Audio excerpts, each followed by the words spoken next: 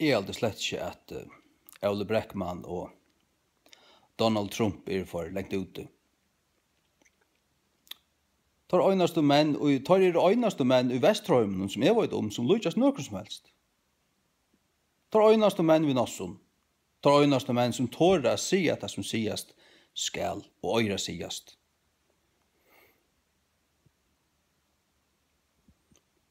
Først til der hvis det var såles ut i muslimska heimen, at sørste halvtrus årene var flott og 100.000-vis av kristnen inn i torra part av heimen. Og nå dagliga var det såles at det gikk kristne menn ut av gøtene og plaffa folk nyer. Korte vi en lastbil inn i en mannamikvo, og hver jeg fer til hente, ta var det en annan kristen som gjørst det. Hva hadde du gjørst? Hadde vi sloppet ved her? Vi hadde ikke sloppet ved her. Vi hadde alt vært hivet til hus. Vi hadde alt vært hivet til hus. Så at det som Donald Trump sier at her må det gjerast, vi må hitje på at her vi må stekka alle innflytting av muslimer nå enn at og hitje på at her og huksa på hva vi skulle gjøre til ikke for lengt ute. Det løyde av Miklen, det ikke. Det ikke. Det hverst ikke åttet landa, det ikke rasist, eller haterfullt, eller nekka som helst. Altså, du høyrer altså, når onker ivganger hentur, ja, det spyr etter til de muslimer. Ja, det de muslimer. Og det ikke tog at han vil drutje eller rakt hasj eller tidsi stoffer. Som han selv oppe i skårene vil trutta det kunne opp i skårene. Nei, det tog at han muslimer. Sars du, ein muslimer som ikke gjør, ein muslimer som ikke teker våpen i hånd og ikke dreper nekran, han vil ikke tidsi sånne trygg vi alvara. Han vil ikke lise koranene. Men ein muslimer som gjør det, han vil tidsi koranene for fullt, han vil fyllt sunnen etter sunnen forgengare, Mohammed, til fullnar etter, og han får akta hans er på, og det å drepe okkon. Det det som det måste du sutja. Muslimer som dreper folk, det det øyneste sånne muslimerne som jo. Hinner bare navnmuslimer, ikke sanner. Det ikke som øyter moderator muslimer, det ikke møyt så. Så man fødder til at det her, men ångande tidsa som muslimske trunna til fullnar tilsyn. At det en satans trygg. Koranen djevelsens bok. Og alla ikke god. Tid som kallar alla for god, tid jo kokbort. Alla ikke god. Jehova og alla jo ikke den samme. All døyles ikke.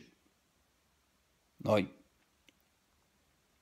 Jeg helt ville haft 20.000 hinduar inntil førjar. Indar til akkurat alt annet enn muslimer. Alt annet enn muslimer. Og det det som stender i Bibelen i Østen, ja, God sier til at avkom av Ushmel skulle være strusmenn. Og litt strøye vi atler, og atler litt strøye vi tøyr, og så snart det. Avkom av Ushmel et herlig herskali. Bardia seggar, børskroppar, tar børskroppar. Men jeg sier akkurat som at byggvanker fytter hamtlige muslimer her til okkon, eller Vestrøymen, og som integrerer og frialige folk, lett deg være. Men hender neka som helst. Jeg held ikke til for lengt ut, jeg fyllt vel ved som folkeslanden her.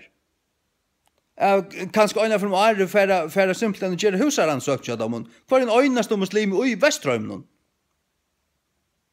Fyllt vel ved dem.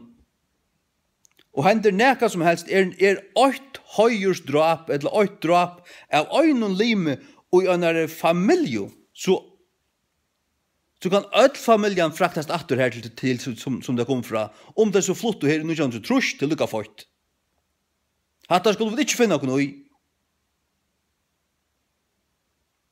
Men jeg var hampelig ved det falske, og almindelig og menneskenslig og gav ut deg og nastravinnelig og elska deg alt det her. Ja, hvis det er ordentlig.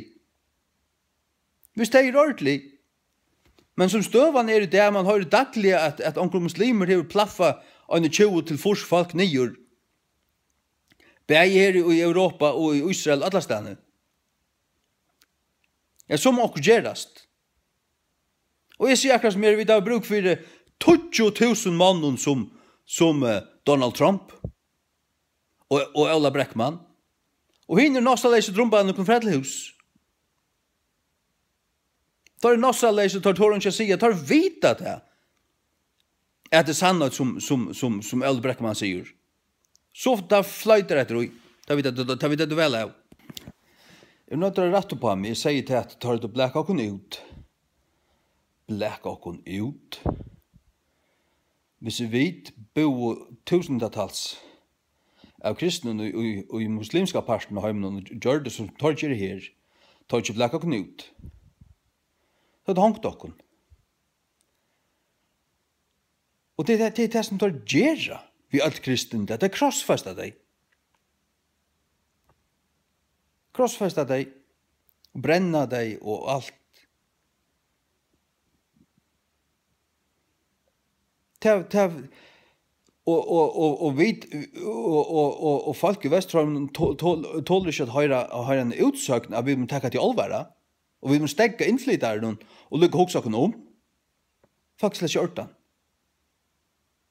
Folk slett ikke ordan. Og sier til at en Trump er en farlig medvår, han slett ikke en farlig medvår. Det som vi har bruk for til at det var 100.000, og et million, vi har bruk for at alle være som Trump og Ola Breckman. Vi har skil i høtten, og sier som er, hava sin dravite. Suttja tingene for det som det er, og tar å sier det. Det er hva vi har bruk for det. Det er hjertaløys og nossaløys i falskje noen, og peninga alskur, og vantande godsøte, som gjør til at folk heldur vel tida. Ikke sier nekka, så krupa det inn i tykkara hålo, medan muslimane kom og teka Veststrømmen, og han ikke sier nekka, og til heter og rasisme sier nekka som helst. Det er kokbort. Jeg sier slett ikke til at vi skulle heta muslimer. Jeg sier slett ikke til at vi skulle være rasistiske i møte om til nekka som helst. Jeg sier vi skulle ha skil i høtten. Og tåra sier, og tåra sette han av grøntse, og han lette det. Sjálvan skulle vi til. Jeg minns ikke sånn øytre, men det var en dansk politiker som sånt i forsen og fyrst av 50, minns ikke hva han et. Som talar i øyla greffelig at et innflytaren og alt det der som hendte i Danmark ta, og alt var pura svagt om man til 12 han slett ikke. Men det er så må folk ikke det må gjøre noe rett. Han var en profeter. Han tog seg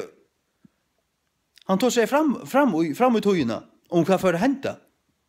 Og nå hesta de troblagene av tog. Hvordan bla øgner man å være og bytter. Man har lov at som folk ikke inn. Aukritisk. Det er slett ikke vært for lengt at alle muslimer som overhøver flikva skulle kannast høttur reiv. Og særlig etterlitt vitt av mun. Og husar han søkt øyne fra Mari og inn i hverst muslimst heim og i Veststrømmen som støvan her. Og annars fyllt jeg vel vitt av mun og alt det her. Det er ganske det gjerne, men det er veldig for lite gjørst. Og som jeg sier, henter nekka som helst, avreglet, overgangsaktot, så vekk vi atler i attene. Jeg sier slett ikke vi skulle betale for å ta billett en gang. De kunne få en av viket til å slappe seg ut. Det er det som hender i muslimske heimen. Tar djeva dem 2 dager at røyma, hvis det ikke røyma, så dreper vi det, kunne se til høyre. Det er slett ikke det som jeg sier vi skulle gjøre i røver. Men gjør dem en frest, gjør dem en vik, og da skulle du være vekk igjen. Det ikke ferdig ta, så tvinker vi ikke vekk igjen.